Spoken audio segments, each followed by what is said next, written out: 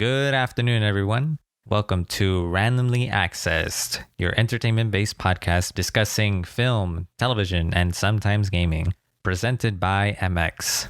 And in today's episode, we will be looking at the Oscars for 2021. We will be primarily discussing the Best Picture nominees, the ultimate winners, and I'm going to discuss a little bit about the ceremony as well, my overall thoughts, but I primarily want to go through the Best Picture nominees and discuss a little bit about them and give my recommendations and which of the nominees you should watch. Before I start discussing the Best Picture nominees, I want to just give a brief thank you to people who listened to the very first episode, and also will say that in this episode, we will avoid spoilers. This is just going to be primarily overview of the Best Picture nominees and just me discussing aspects about them, but we will have no spoilers in this episode. So now we're going to discuss the Best Picture nominees for 2021. I'm going to start it from my least favorite to my favorite and ultimately what I think should have won Best Picture. And right now we're going to start with Trial of the Chicago 7. It comes from writer-director Aaron Sorkin, and it tells the story of the Chicago 7. It's a group of different people fighting for democratic ideals, and they were specifically arrested for protesting the 1968 Democratic National Convention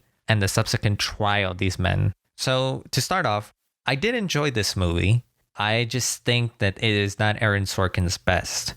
It's always entertaining. I think Sorkin has always been a talented writer, and some of my favorite films are from his screenplays. For example, Social Network, which was not directed by him, but the screenplay was written by him. His snappy dialogue and his cleverness is always very fantastic. And I just wanted to keep watching this movie. Like, I was very entertained when I started watching it from the beginning to the end. I didn't want to stop. That's a testament to how good Aaron Sorkin is. Another thing about this movie that I really enjoyed was Sacha Baron Cohen. He's fantastic in this movie. He's always been a very funny and charismatic actor. You know, if you see movies like Borat, Bruno, it's not very common that you see him in these more dramatic roles. And in this one, it is a more dramatic role, but he's still like a very comedic character. He plays like this hippie character that's a bit of a smartass throughout the movie.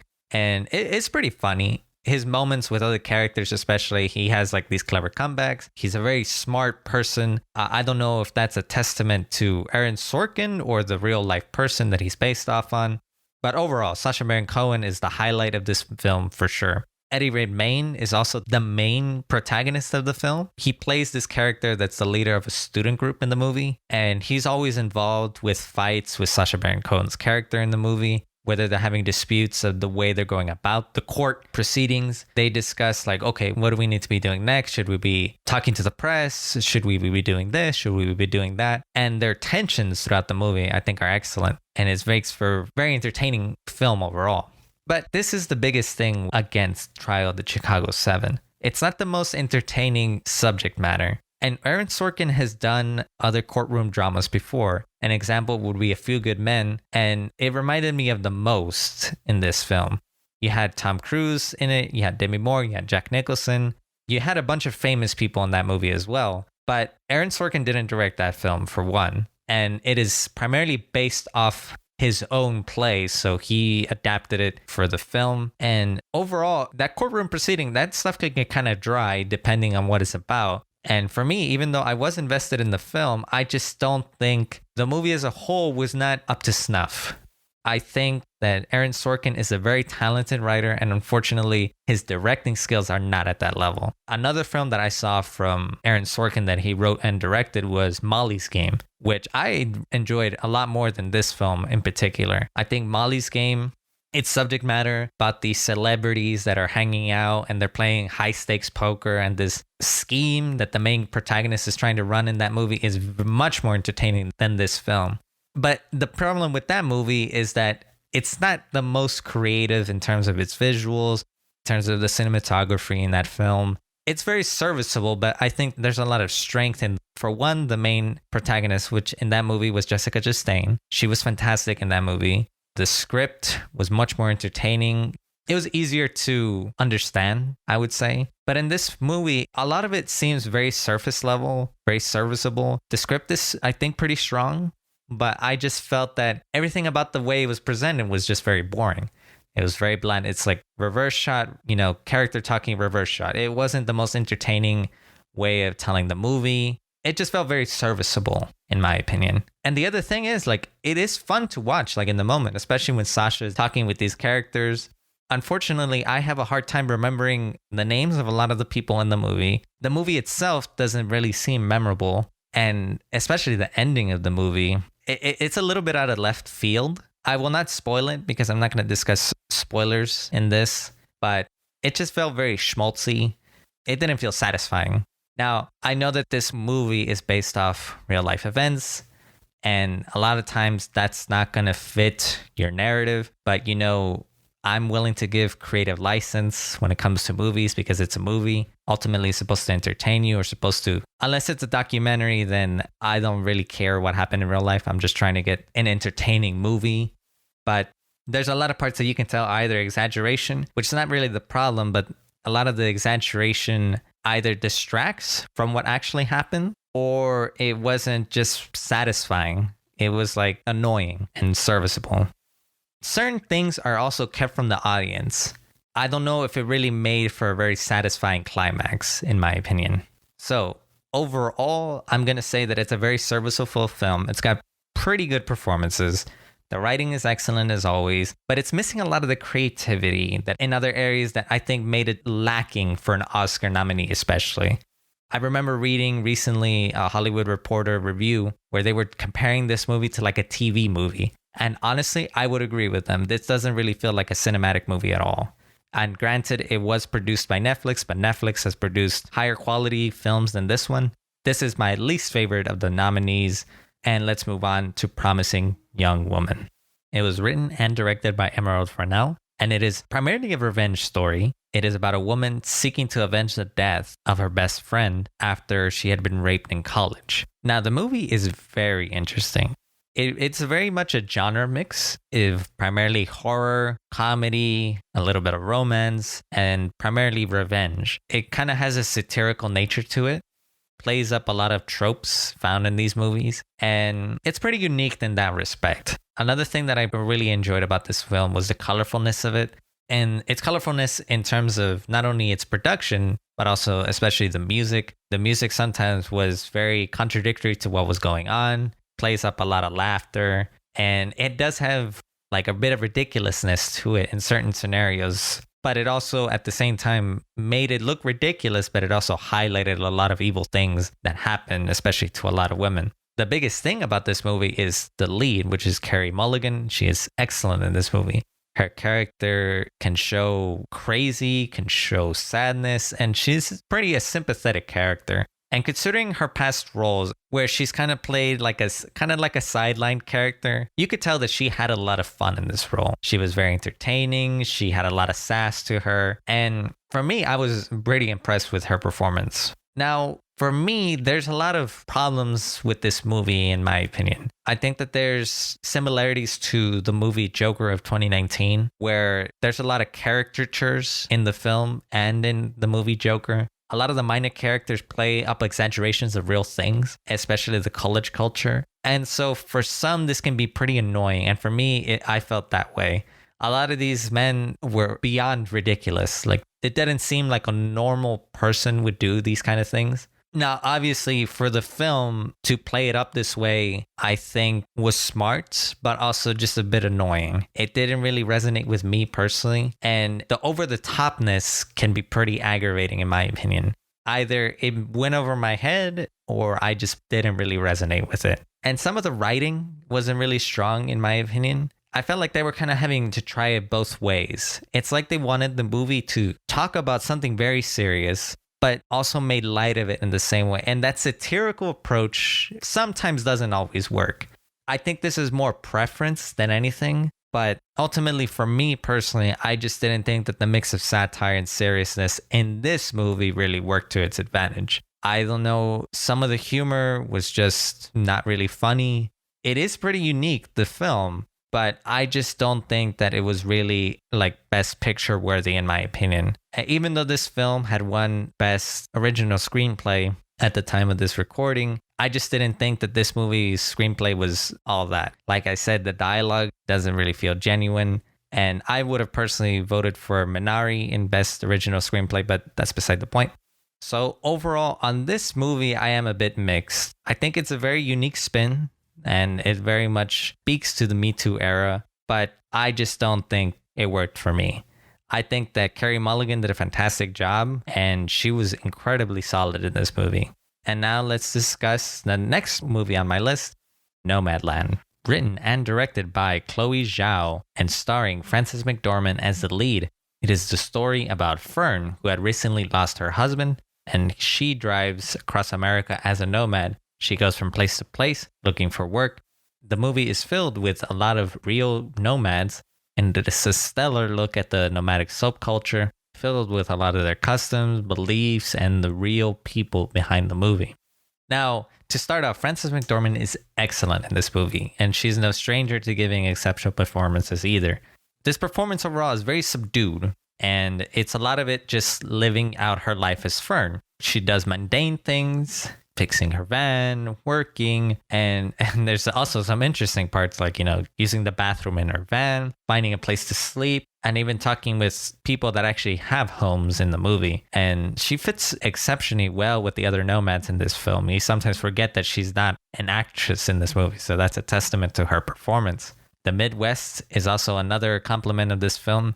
I think the cinematographer in this film does an excellent job of capturing a lot of the natural light. And I was thoroughly impressed with a lot of the scenery changes, and her just doing like very simple things in the movie was also very impressive to me. I think Chloe Zhao, I think she does a great job at directing in this movie. Considering that there were a lot of extras in this movie and that the crew was very minimal, I think that she does an excellent job at handling like the real people, especially, and handling her crew. I think it was a very well directed movie. And so I wasn't surprised that she won Best Directed this year. And I think for me, the main issues primarily stem from the script itself. I think Frances McDormand's character, I don't think that she really has an arc in this movie. For me, it feels like she goes like full circle, especially the ending I didn't really feel was very satisfying. I think the beginning was very interesting, and then the middle part especially was pretty strong. The ending for me just felt kind of hollow, and so it didn't really leave a good impression on me personally. Honestly, I would have been better served this movie had it been a documentary. I think that utilizing actors and then these real people, I think it blended really well. But because there was no real cinematic experience to me in terms of there being like an arc to her character, I just thought that maybe it shouldn't have been a movie to begin with. But that's just my opinion on this movie. I think that overall it is a very solid film. I think that looking at the subculture of nomads in this film was great as well, because it discusses these older people that are living as nomads after the Great Recession of 2008.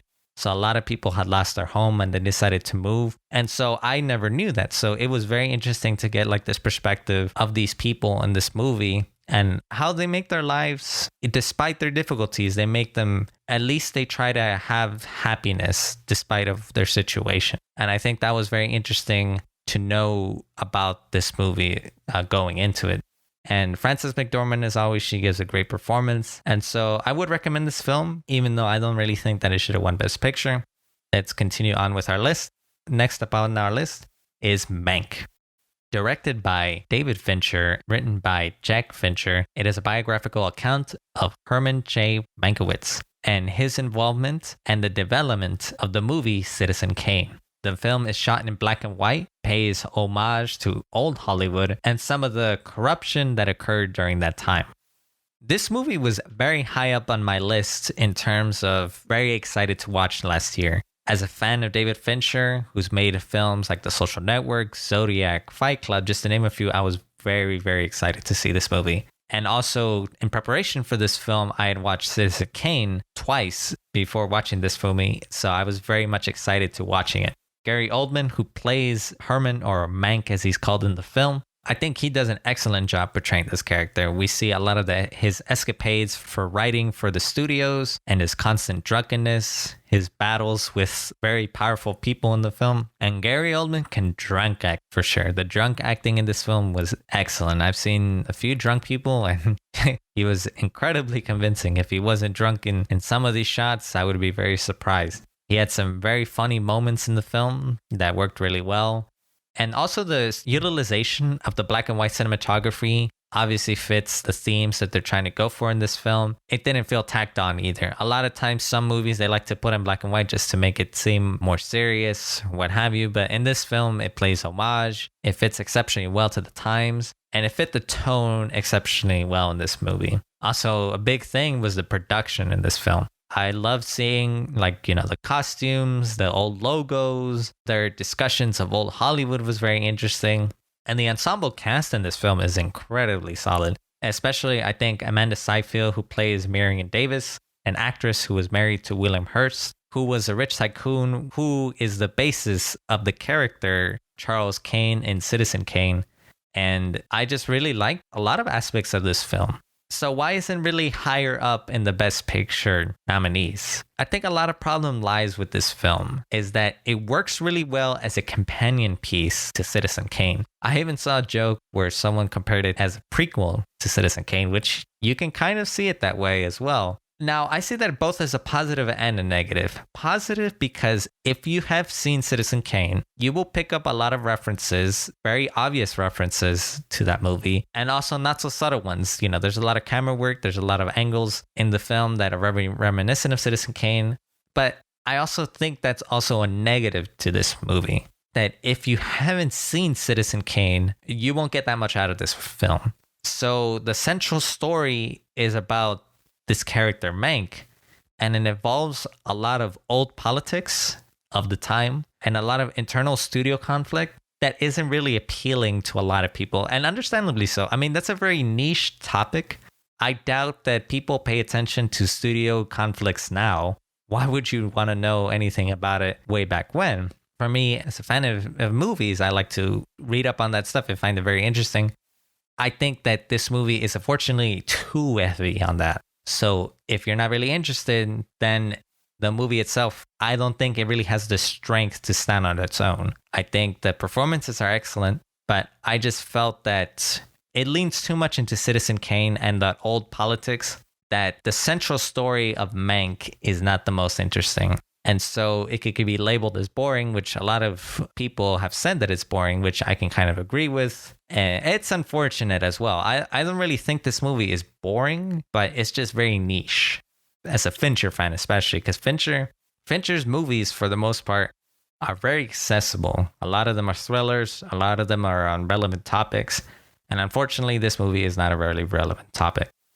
I think this movie is very good. I think Gary Oldman gives a great performance and is supported by a great ensemble cast in this film. But the film is a little too specific in scope that it can appear as boring. And despite it being very comedic, its ending as well is not very satisfying as I would have liked personally. But I would still recommend it after you watch the movie Citizen Kane. But let's continue on our list. And next up on our list is the movie The Father, starring Anthony Hopkins and Olivia Colman and directed by Florian Zeller. The Father is about Anthony Hopkins' character called Anthony, who is dealing with dementia, and Olivia Colman's character, Anne, his daughter, who is trying to take care of him. While the story may seem a little bit familiar, especially to a movie recently that I saw called Still Alice, its presentation is actually very exceptional. And I'm going to leave it at that. I think that Anthony Hopkins was excellent in this film, especially in a tough year. And it's a very short film, this movie. It's only an hour 30, but it packs a great emotional punch that this movie is easily recommended by me. The movie is primarily almost play-like, but its pacing is excellent. And especially if you watch the movie, pay attention to the surroundings. I don't want to say too much about this movie because I think that you should just go in and just watch the film. I think the movie is better if you watch it blind. Olivia Colman, especially, she gives such a great performance. And I'm just going to leave this movie up to you to watch. It's highly recommended by me. And let's move on to the next movie, Sound of Metal. Directed by Darius Marder and starring Riz Ahmed, Olivia Cook, and Paul Raci. And it tells the story of Ruben, who is a heavy metal drummer who begins to lose his hearing, and his struggle and his journey to acceptance of his newfound deafness.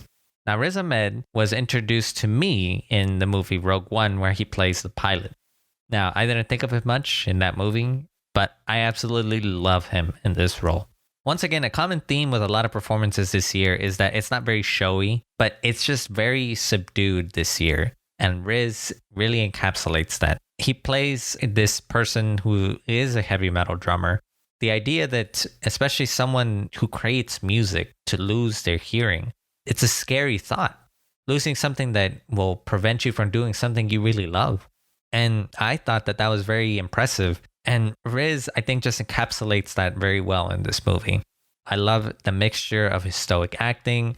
I think that he very much looked like that kind of person. Basically, what I'm saying is that I think that he fit the character exceptionally well. And also, one thing that I really liked was that he used sign language very well. You get a lot of emotion out of him, despite him signing, or you just see him doing like very simple things in the movie, like trying to learn how to do sign language, just enjoying the silence or trying to accept the situation that is in.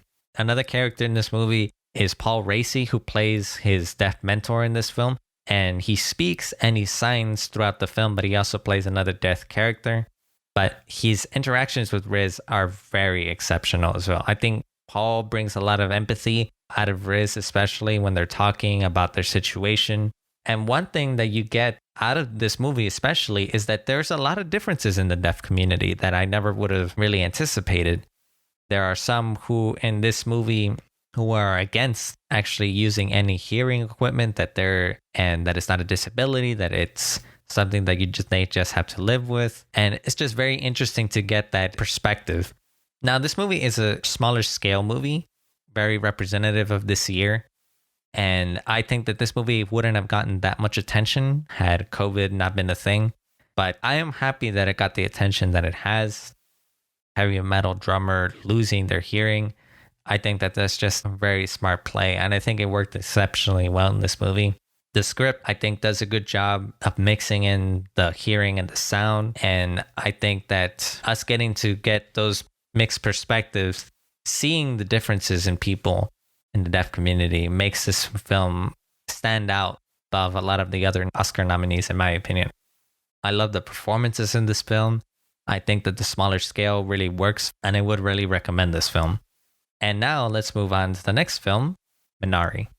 Directed and written by Lee Isaac Chung, starring Steven Yeun, Yeri Han, and Young Jong-yoon. It is about a Korean immigrant family moving to a new home in Arkansas from California. By far my second favorite of the Oscar nominees for Best Picture this year. The entire cast felt like they were an actual real family. There were so many small moments in this film that stood out to me that I'd rather not spoil, but I'll only spoil one scene. There's one scene in particular that really reminds me of the immigrant experience. And that is when the grandmother, played by Young Jong-yoon, comes in and she brings in a lot of Korean food. And the mother, played by Yeri Hang, is sniffing the food. And she's just so happy that this is like authentic Korean food.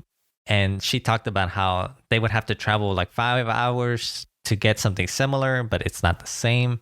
But just that small scene alone reminded me so much of my own grandmother when she would come and bring in food, and I'd be so happy as well. And I think this movie just speaks a lot to the immigrant experience. I think the whole movie is very reminiscent of like an actual memory or like a recollection, especially since Lee had written the movie. I would imagine he took from actual memories and just put them in this film. So the scale is very intimate. There's a lot of very small moments that feel very genuine and very memory-like. It speaks a lot to the struggles of moving to a new place, and then you ultimately make it your home. I think the screenplay for me is its strongest element. Just writing like very simple scenes together. The father and the son are hanging out, or the mother and the father are fighting. I just think that those moments wouldn't have felt as genuine if it wasn't for great writing and also the performances as well. Yeri Han, I think her as the mother was like very, very good in this movie. I was disappointed that she wasn't nominated for Best Supporting Actress or Best Actress in this case. But I think especially her, I was very impressed with her in the movie. I really liked her character.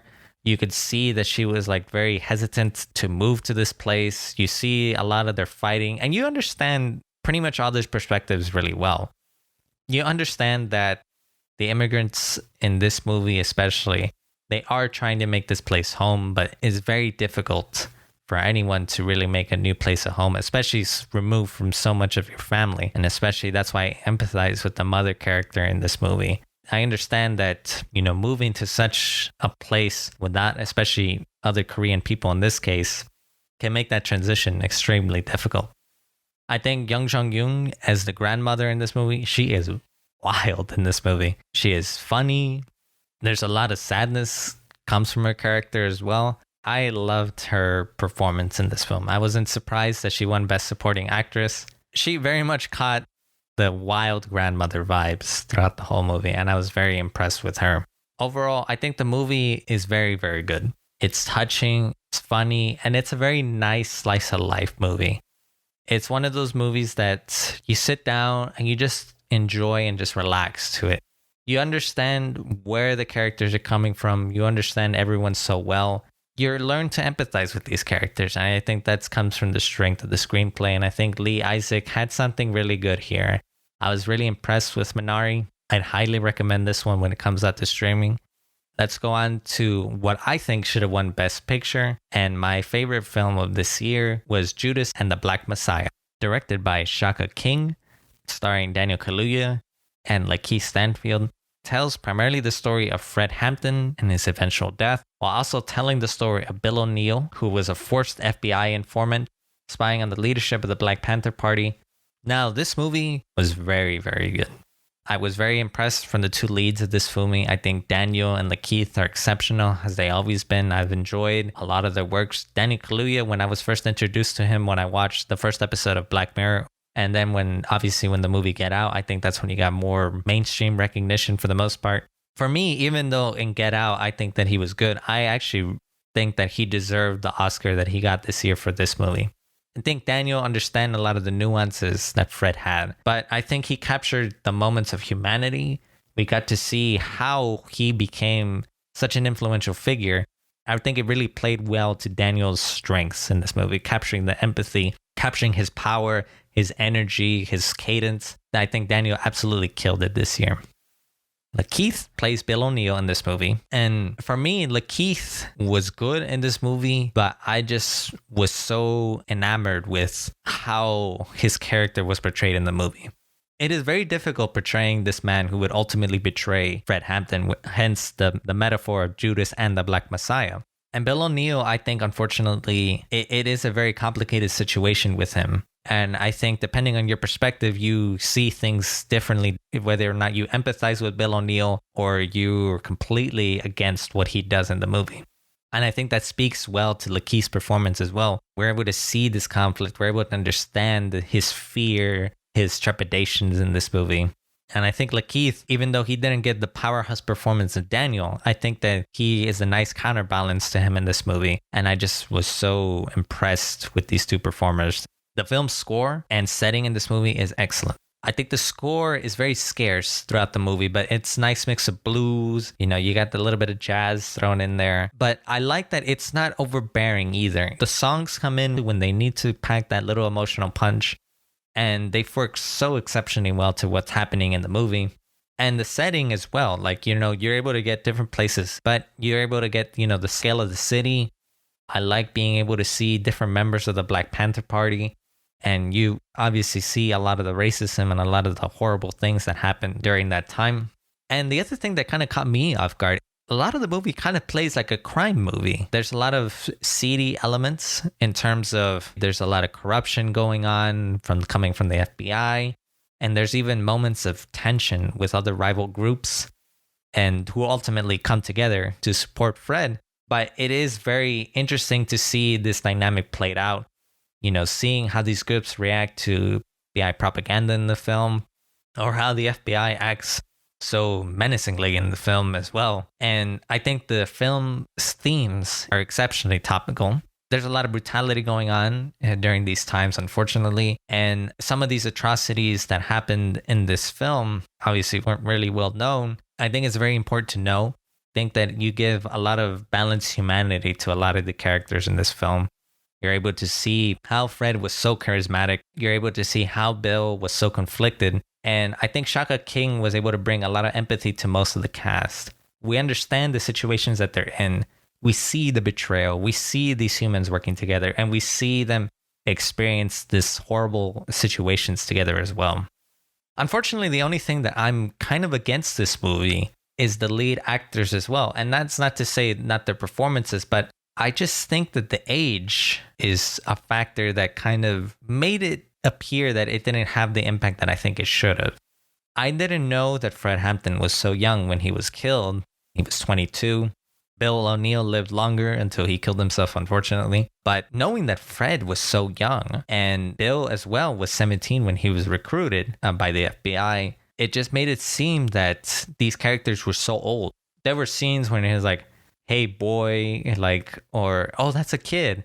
I didn't get that sense from them. And I think that had the principal actors been younger, I think the impact could have been stronger. But that's not to say that the performances were not excellent. I just think that it helps recontextualize. Had they been younger, then I think it would have been easier to get even a greater impact than it already had. And I think especially Bill O'Neill's character has a lot of judgment. And I think that the movie does a good job of balancing out why he did what he did. But obviously, depending on how you view Bill O'Neill will depend entirely on your experience. But I think that Shaka King does an excellent job of balancing out these characters. But overall, Judas and the Black Messiah was my personal pick for Best Picture. I'm glad that Daniel Kaluuya had won Best Supporting Actor, even though he shouldn't have been up for Best Actor. I think the movie was very topical. I think the movie had excellent performances and had a great score. And I'm just really happy to have seen this film. And I think it's a great film overall. And this one would be my number one pick in terms of my recommendations for all of these movies. So now I'm just going to give my quick thoughts on the Oscars 2021 this year. For me, overall, I was a little mixed on most of the nominees. I think there were movies that did get nominated that deserve to get nominated. But I mean, it is true for every year that there are nominees that sneak in that probably didn't really deserve to. But it is what it is. You know, the Oscars are a very political, close-knit community in terms of all these actors. I personally was a bigger fan of the Best Picture nominees more last year. Movies like Parasite, Irishman, Once Upon a Time in Hollywood. I just think that last year's nominees were overall much more entertaining than it was this year. But I think it had to do a lot with the COVID restrictions. I think a lot of the bigger studios had postponed a lot of movies, either the end of 2021 or sometime in 2022. I think that next year we'll probably start seeing movies that were supposed to come out in 2020 that probably will get nominated for next year, but we'll see what happens with the nominees next year. The ceremony as a whole, I think, was a mixed bag for me.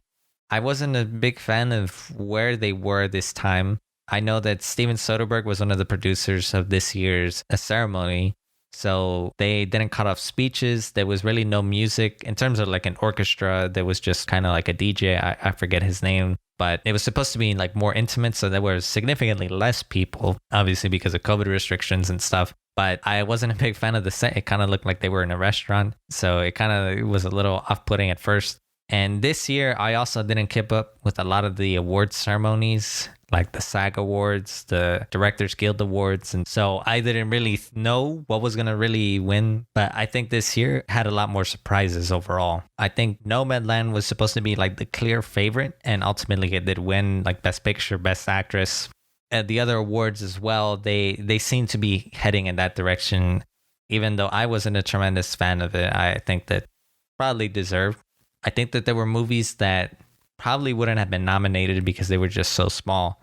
I think Trial of the Chicago 7 probably would have been left out. I think Promising Young Woman was another one. And I think Minari and Sound of Metal would have probably been left out this year. I think Mank, Judas and the Black Messiah, The Father, and I think Nomadland, obviously, they would have been the ones to continue being in the ceremonies anyway. But I'm glad that especially Minari and Sound of Metal, that they were able to give a shot this year, because I probably wouldn't have checked them out had there not been more buzz. So I am happy to see smaller movies go in. Another thing that was a big deal this year was the rearranging a lot of the categories.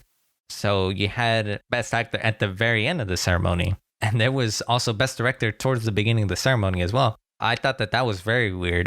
There's a certain order to the Oscars, and I'm a big fan of the way they have it set up prior, because Best Picture is the biggest award, so putting it at the very end makes the most sense. I think the other awards you could probably rearrange a little bit. I think Best Director should still be behind Best Picture in my opinion, but I know that this year there was a big debacle with Best Actor especially.